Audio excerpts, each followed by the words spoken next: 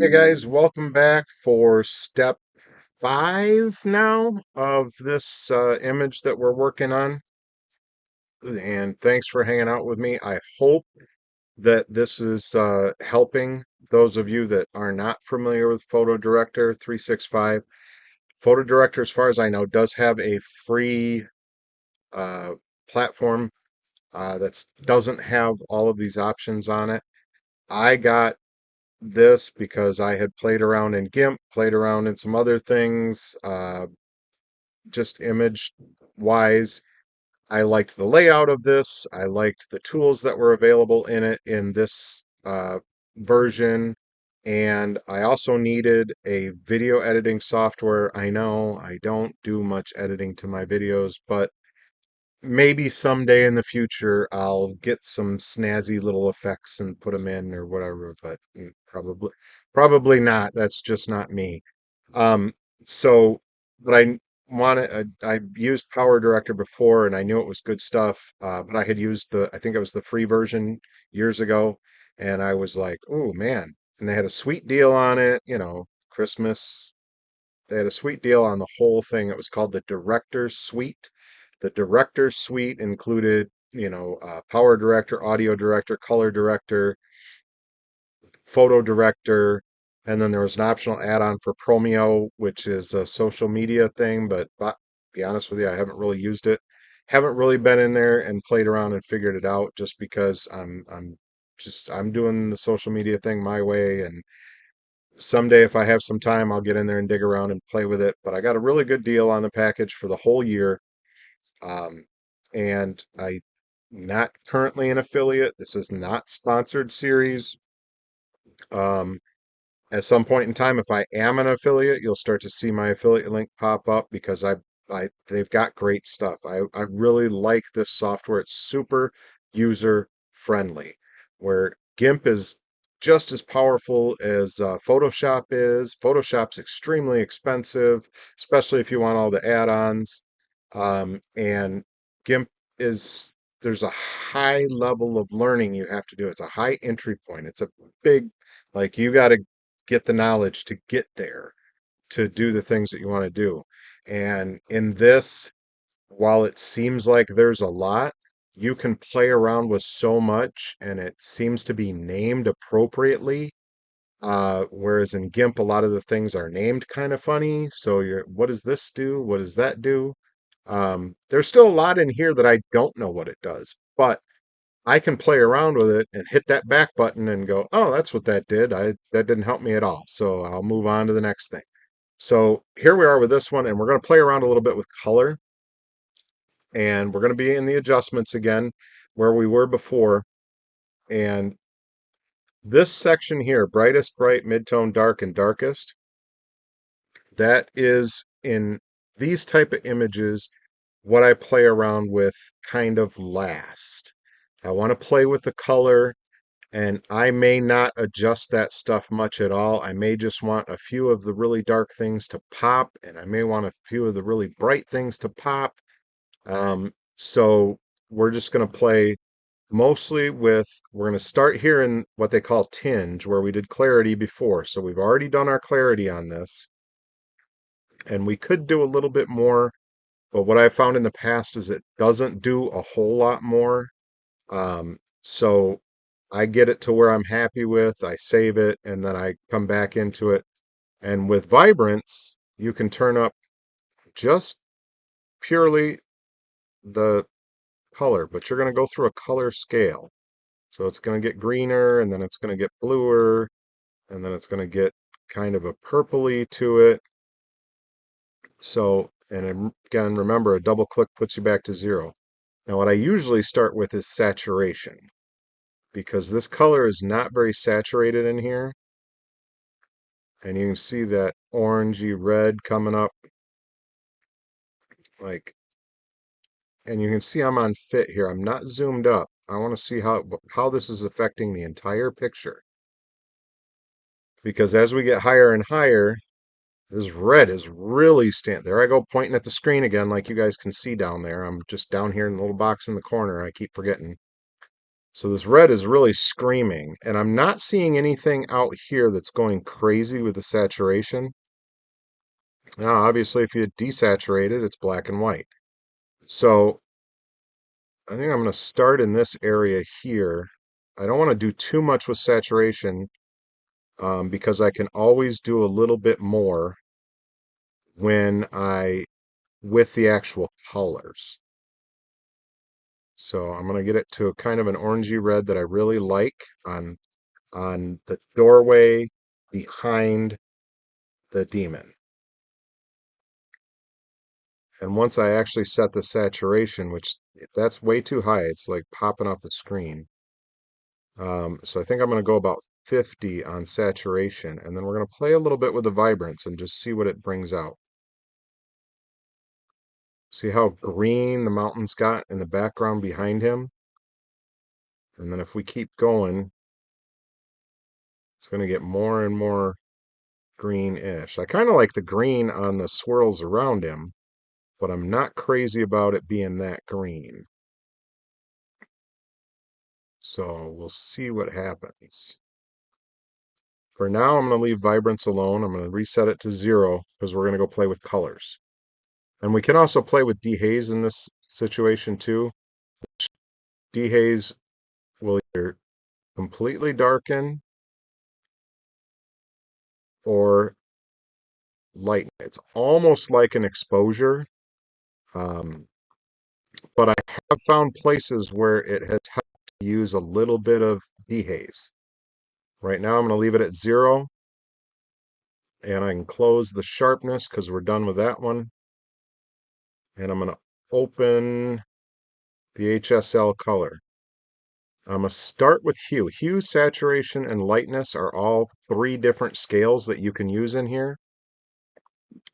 And you can see by the sliders, the red goes from yellow to magenta. I mean, you can really attack this red. And I don't think I really want to attack it that much. Matter of fact, I think I'm going to lean a little lighter towards the yellowy oranges. Let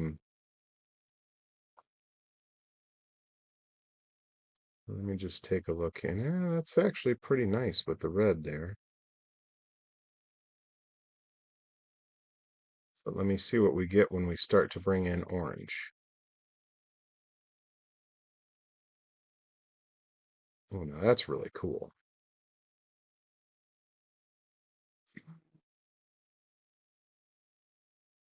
That's really kind of cool. See how that made that doorway stand out and it made him stand out red? That might be a little bit high. Let's try it back at 50. Whoops.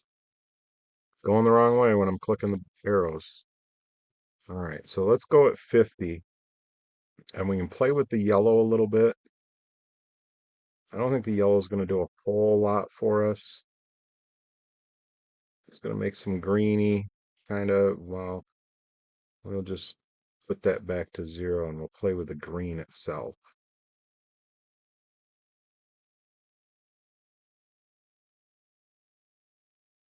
Look at how that aqua pops in the swirls around him. That's really cool. And we also get more green here in the mountains. Zoom up just a little bit.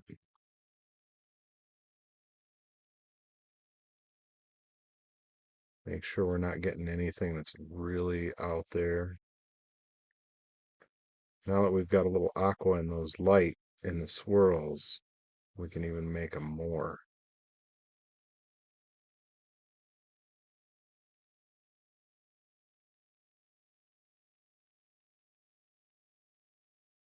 Maybe. I'm not seeing a whole lot of difference there, but if we bring in the blue,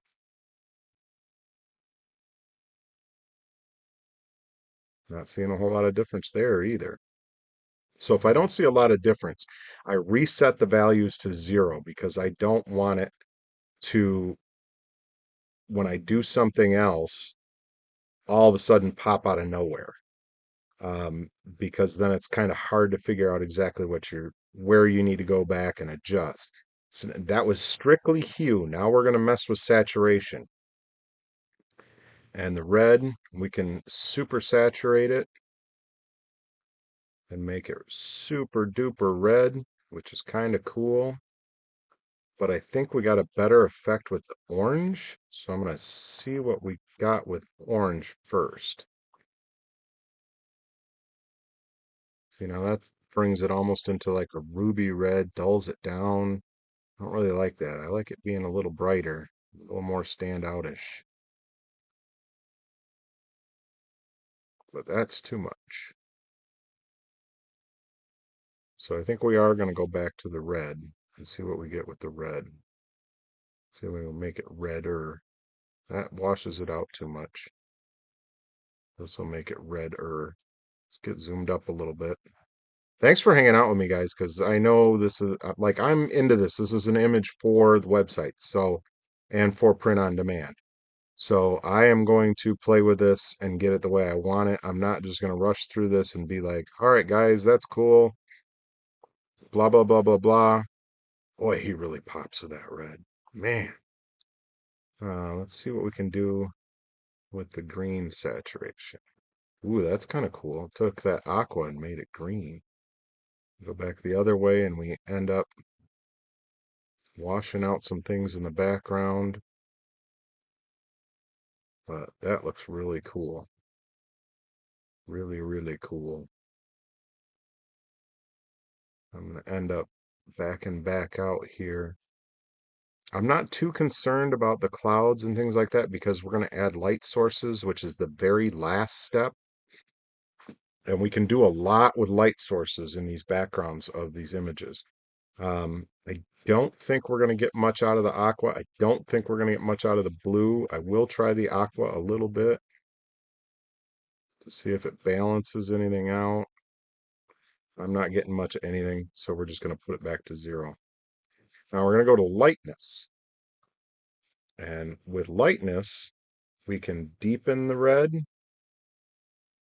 which actually makes his wings and stuff darker.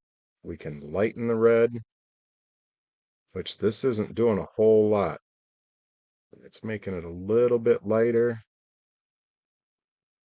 a little bit darker. I think I like it about 20. I'm going to play with the orange a little bit. That's way too dark. If we do anything, we want to brighten it a little bit. That's pretty cool. See what the yellow does. Ooh, that brightens things up a lot.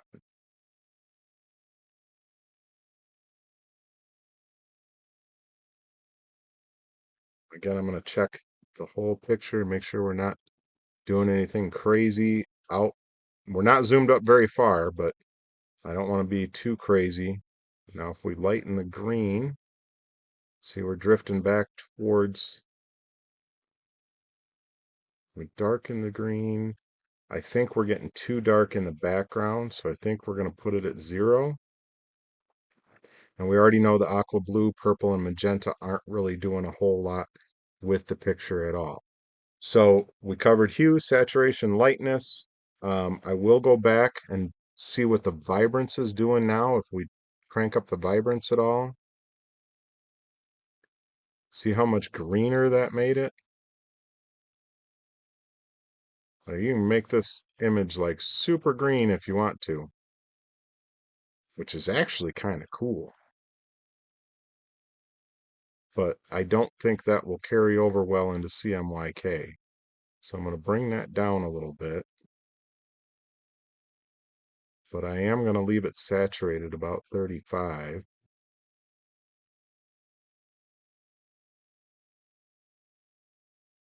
And that looks pretty darn cool.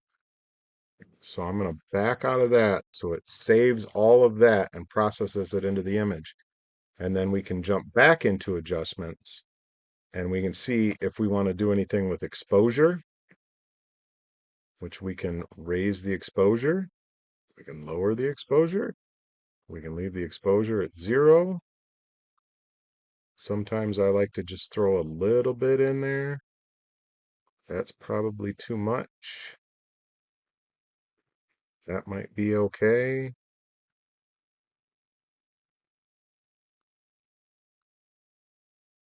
Trying to see how much clarity we get on our little devil over there without washing out the picture too much.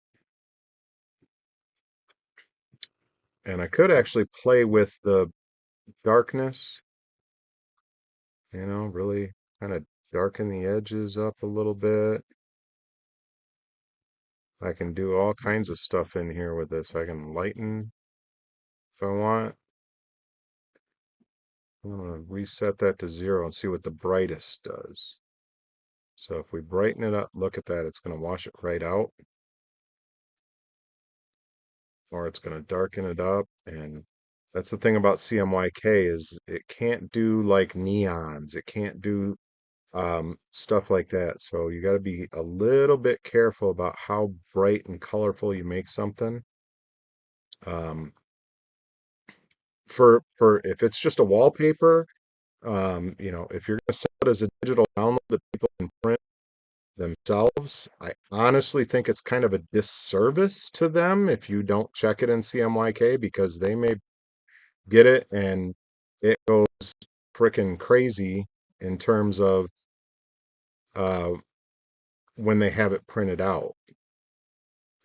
And then you're getting phone calls and texts and emails and stuff going, hey, your image looked like crap when I printed it.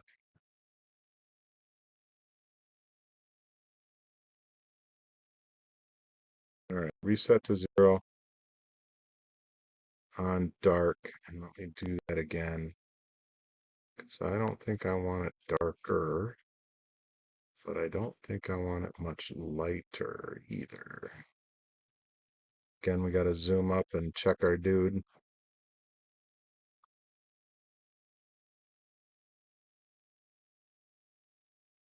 Because we can actually wash out detail if we're not careful with some of these things, especially when you're doing mid-tone.